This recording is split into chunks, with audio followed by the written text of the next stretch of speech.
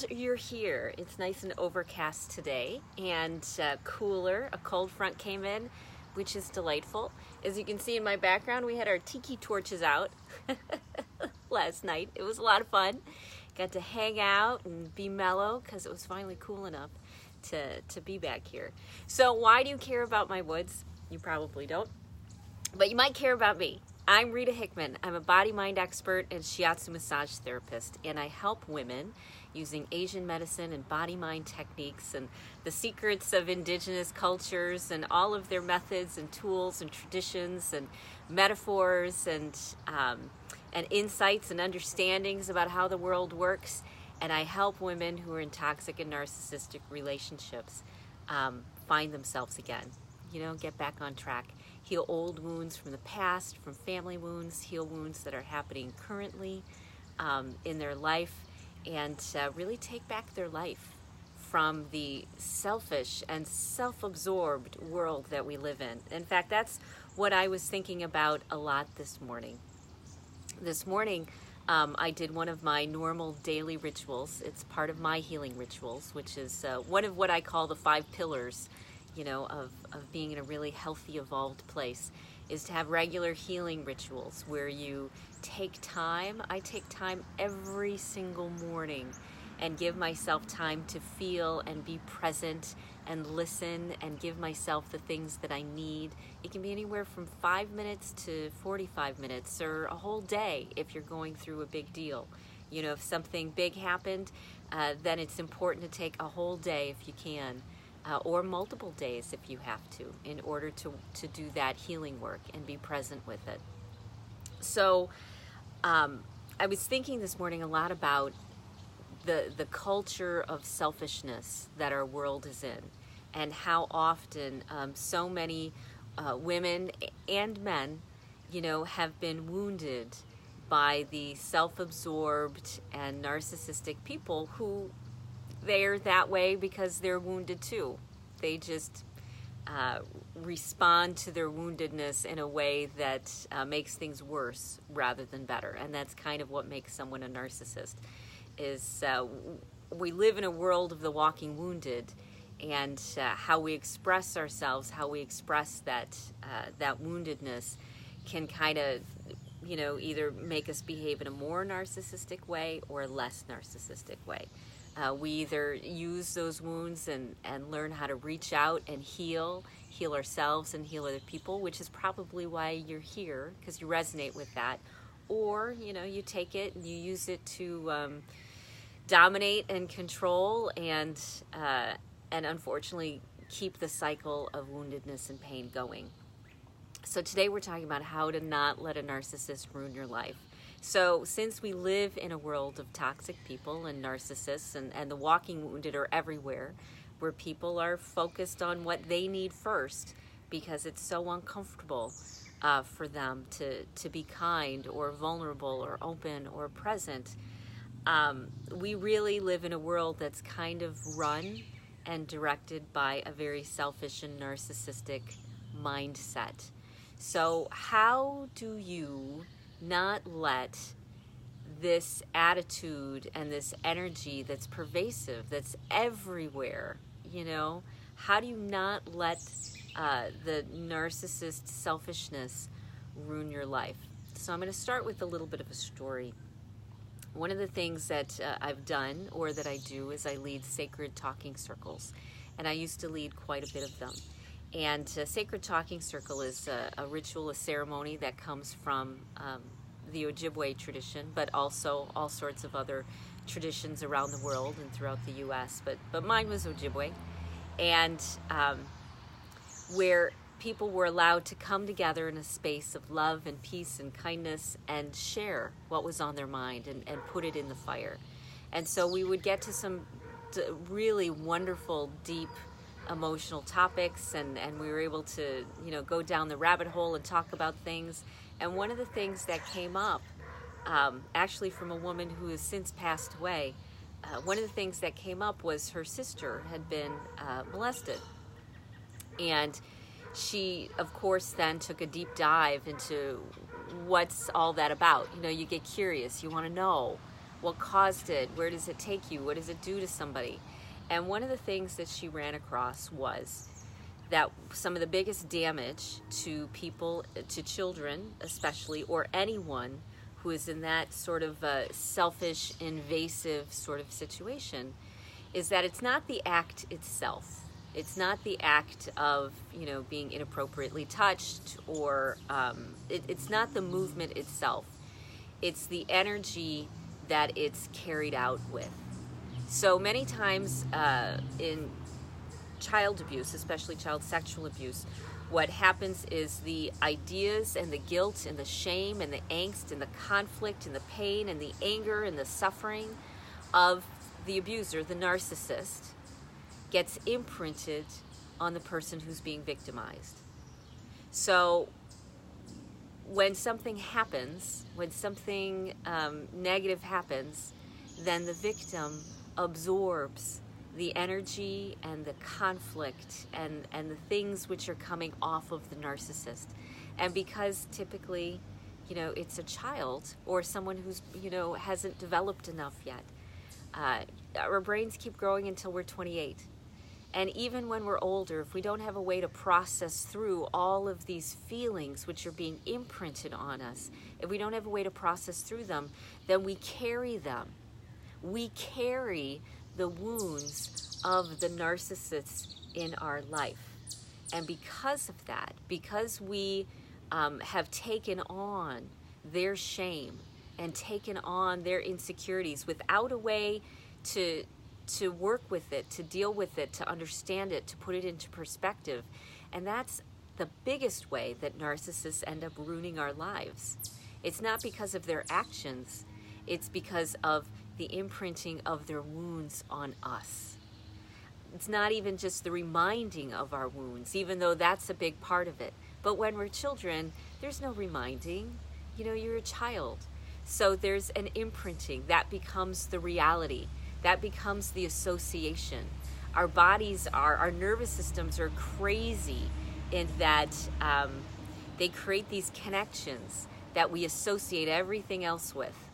And when we associate things like sex or love or security or safety with really inappropriate things like anger and shame and conflict and abuse and manipulation, it ends up really affecting our lives, not just in the short term, but in the long term, in the lifetime term, unless we actively start to look at it, unless we actively start to heal it. So many times if you have a narcissist in your life as an adult, it's because you had narcissists in your life all along, and that became normal for you. That's what reality was. And narcissist relationships keep us very stuck. They keep us shallow. They keep us from actually getting the things, the love and the kindness and compassion and support that we've always needed. So this is how a narcissist, even if something happened to you before you have conscious memory of it, stays with you. You can't just leave it behind. You can't just compartmentalize it, because it's now an association. It's now a belief, an idea, a feeling that has been imprinted on you. And until you get what you need, what maybe the narcissist needed when they were suffering. That's why they turn to children, because children are typically the safest place that they can get those needs met. And you helped them meet that. But you need to help get your needs met too. Now, as an adult, the problem is that people look at you and they're like, you're not a child, you're an adult, deal with it. We have other things, we have higher priorities, we have more important things going on. And typically then, as an adult, walking wounded, we don't get what we need. It's like the time has passed. We're now supposed to be a higher level, which we're not, because we're still stuck where we had problems. And the only person or the only people who are really able to give you what you need now is you and a very sort of dedicated group of people who've done their own healing work, whether it's close friends or family or psychologists or a coach, whatever it may be. The only people who are able to really be there for you are people who've done their work, who are more healed, and yourself. And yourself is the best resource you have, because you are the one who's with you at 2 a.m. You are the one that's with you at, at noon or at 10 p.m. or midnight. You are the one who's with you all of the time. So how do we start to reverse that? Well, first of all, one of my favorite tricks to work on things is to set aside time. And when I have a thought, a negative thought, let's say, I like to start with the thoughts, because the thoughts are the signposts. They're the guiding light. They're the star to what you really need, to what's really missing. So when you're sitting there and you're upset about something and your thoughts are going rampant about how angry you are at yourself, or guilty, or ashamed, or how you're a loser and this is never going to turn out anyways, when those negative thoughts come up, before they capture you, before they control you, you can set aside time and do a healing with yourself. You can set aside time and finally let yourself get the things that you needed. So, you've been wounded all along. You've been walking around wounded for a very, very long time. And it's time that you started. So what does that look like? What does a healing look like? A healing looks like, I'll give you an example. Let's say I'm sitting there in the morning and I don't feel so good because I'm a little dehydrated and it's morning and I'm not crazy about mornings. And what will come up into my head may be, wow, I'm so tired. Let's say that thought will come up. And it seems like a vague thought, a thought that you could just push away, a thought that you could just ignore. It seems like a perfect thought to, to push through, and you have to get up and you have to do things. But it's those simple little thoughts that keep you away from the bigger hijacking, from getting flooded on a bigger level. So let's say I'm laying there and I say, yeah, I'm really tired this morning. So then you say to yourself, wow, why are you really tired? What's going on? What memory, what experience did you have that you also felt really tired? So I give myself a space to think about things that might have happened in the past, and they'll magically pop up in my head. I'll be laying there and a memory will pop up of when I felt really tired. And I'll sit there and I'll be present with it. I have a memory of me sitting on a bench. I was never one of the really important people because I wasn't Native American, because I, came from an Irish background and more Celtic. And I wasn't one of the cool people. I was one of the women that just sort of blended in sometimes with these groups. And so I wasn't the shaman. I wasn't the one in the middle, leading everybody. And so when I would hang out with these groups of people, I tended to be forgotten. I tended to be, set aside because I didn't look the part, because I wasn't, male, and I wasn't, magical and mysterious. I was just me. And I'd sit there and nobody would care.